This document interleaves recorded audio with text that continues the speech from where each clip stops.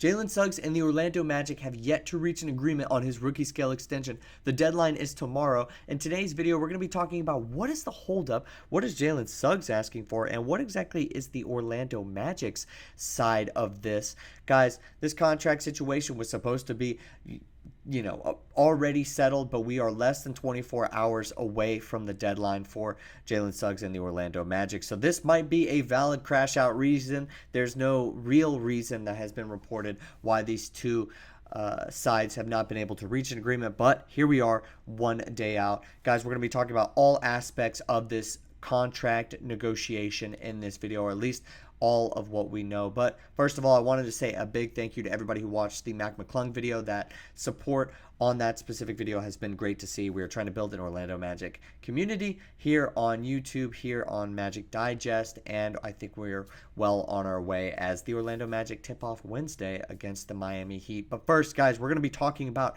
the Jalen Suggs contract situation. So this just recently came out about a day ago from Mark Stein, reporting that Magic defensive ace Jalen Suggs is seeking a new deal worth $30 million annually in ongoing extension talks with Orlando, which is going to be leading up, it looks like, to the deadline at 6 p.m. on Monday. Now, this doesn't really come to a shock to anybody. I think everybody thought that $30 million was right around where Jalen Suggs and the Orlando Magic were going to land, or were trying to land, or I think this is where they will end up landing. But it's just interesting to see it as it's kind of being reaffirmed that he is asking for $30 million per year annually. This is something that I have said, honestly, that I wasn't going to want to pay him $30 million as it stood earlier in the summer. But as things have gone on, especially as the way the team has been constructed through free agency, through the draft, and now having re-signed just about everybody else on the roster, I think this does actually fit. So first things first, I will say I do think that we should sign him for a deal that is $30 million. I think 4 years, $120 would be really good for the Orlando Magic. But we're going to get into the specifics really quick. But first of all, I wanted to highlight a poll. This is something that I had shown in previous videos, and you're going to have to bear with me. It might sound a lot like the previous videos that I've made on this deal over the summer that we've seen gone around. Now, this is coming from Orlando Magic HQ. One more week until Jalen Suggs' contract extension deadline. Do you think this is going to happen? 66% say yes. Now, this number was way higher in previous videos. In previous videos, I mean, we're talking 90-10 splits, 80-20, way closer to the absolute fact of the matter than 66-34, okay? So that is definitely something that shows. But I showed a poll earlier in the summer that was asking, should he be paid $30 million per year annually? And that was also a pretty resounding yes. I think it was right around 75-25.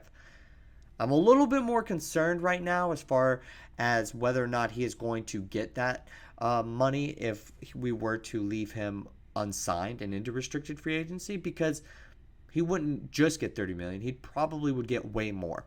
So let's get into some of the specifics. So right now, as it stands, Jalen Suggs is probably a 4-year, $128 million range type of player. I mentioned 4-year, $120. I think you could get a tick above that. If he comes out and proves that he is a legit point guard, let's say he averages 15 points per game, increases his assists per game because he becomes that facilitator, and makes all defensive first team, I don't see how he hits restricted free agency and doesn't get a huge deal. Now, let's look at some of the other guys in his draft class, and this is why this could be very, very concerning. You have a guy like Evan Mobley who's gotten paid, Cade Cunningham who's gotten paid, Scotty Barnes who's gotten paid, plus Franz Wagner has gotten paid on his own team. Now, some of those contracts, I don't think Jalen Suggs is going to match. I mean, or we're going to match for Jalen Suggs. Those guys are franchise pieces or guys that are going to be the second option on their teams. Their franchises have also the cap room to kind of invest, in a sense, into those players. That's not really where Jalen Suggs is at right now, but let's say he gets to the point where he hits restricted free agency and he does all those things that I think a lot of fans think that he might do this upcoming season. He's going to get paid right around the ballpark that those other teams are paying, because there's going to be another team that is going to send him an offer sheet that's going to be ridiculous. Now, I maybe glossed over it, but if you didn't already know, if Jalen Suggs does not sign by this deadline, if the Magic do not hit this on the nail by tomorrow at 6 p.m., he will then probably he will then hit restricted free agency, and a lot of teams will get that bid. That is really what is on the table right now. Whether or not you think he should get signed $30 million or not, honestly, just it doesn't even matter, because I think another team would probably end up paying him $30 million if the Magic are kind of right and they don't pay him right now and he has a lackluster season. Well, then shoot, I guess maybe we dodged a bullet for a long-term deal, but still at the same time we got to pay him some sort of money, or else we would lose him or another team would take a shot. He had his healthiest season last year. When we take a look at what he did, the numbers are pretty decent. The most important are the games played and the shooting splits. Those both increased, so we looked really good there. If the 2.7 assists go from that number to 6, he's going to get the bag in the offseason. So I don't really see there being any sort of doubt about that. Okay, so I made that pretty clear. Another point to talk about is the players in the same ballpark that have gotten paid a fair amount of money. Now, the CBA is kind of changing a lot of things as far as how teams pay players. Teams pay those guys outside of those top two their top two players, or however they would rank them, or the top two players that are earning in salary. It's changing a lot of what those teams are willing to pay, because they don't want to get into that first apron. They don't want to get into that second apron, and I don't blame them. And I think the Magic should try their best to avoid it. But don't be cheap, but you got to try to avoid it. You got to be smart.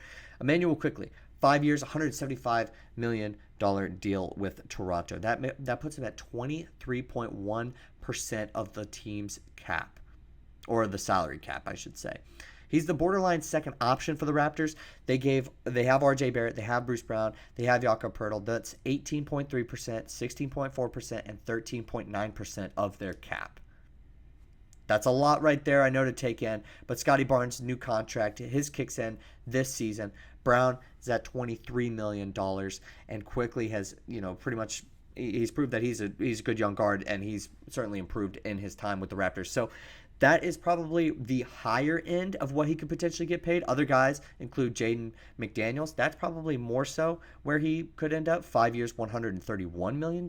Minnesota has done a lot of different gymnastics with their cap, especially since they just traded cap, and they just got Julius Randle. So Jaden McDaniels still further down in that cap standing on that team. He's at 16.3% of the team's cap. Now you got to remember, we have Paolo, who's going to get re-signed, and Franz.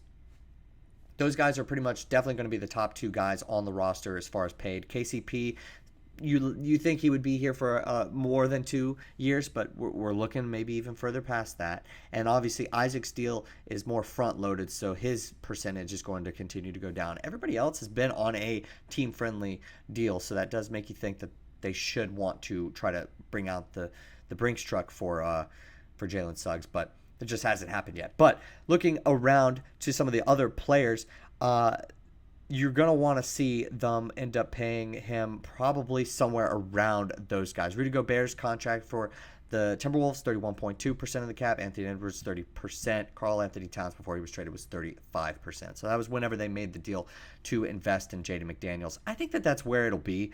I don't really see it going beyond, 4 years, $130 million. I mean, that's a lot of money. I don't really see it going anywhere past that. There have been projections as far as from this previous summer to say that, hey, Suggs is going to have 4 years, $112 million. No options on the deal. $28 million, just to right around there, just over 18% of the Magic's cap in 25-26. That comes from Keith Smith back in June. I'm trying to go over everything here. There's a lot of different stuff as far as the cap is concerned that Jalen Suggs, that support Jalen Suggs getting paid 4 years, $120 million. But there's not much, to support beyond that. We have to be careful. If he's asking for $30 million, I think you got to do that 4 years, $120 million. Sorry if the explanations for where he could get paid and the kind of presenting of this may be a little complicated, but there's a lot to take into account here, especially because the salary cap is designed a little bit different now with the recent CBA. But still, everything comes down to he should get re-signed, because there's really no reason to risk something like a restricted free agency offer that is a max deal if he plays really well by a team that is much lower than the Orlando Magic that wants to take a shot on Jalen Suggs, get themselves a point guard of the future when we had him in this previous season. Now, something could come out within the time that I record this video and you guys see this video, but I doubt it. I'll leave you with this quote from Jeff Weltman. We're hoping to get Suggs' contract across the finish line. The timeline is different with every conversation. Like I said, we have young guys on our team that we want to try to keep together. I think he's pretty confident still. He said that back over the summer. Everybody's relayed that information, that same sentiment since media day and on. There's no real reason why both sides don't want to get this deal done. But, guys, let me know what you think in the comments below. Are we going to get this deal done? Is a crash out valid? What do you think Jalen Suggs is worth on the open market and from the Orlando Magic? Guys, I'm really hoping that they get this deal done. Obviously, I think that this is really important for the Orlando Magic, and I'm starting to kind of get a little worried because it should have been automatic, but now we have less than 24 hours. But that's all the time I have for you guys today. I will see you guys next time, hopefully with some good news. If not, with certainly a video talking about where the Orlando Magic go from here. But until then, I will see you guys next time.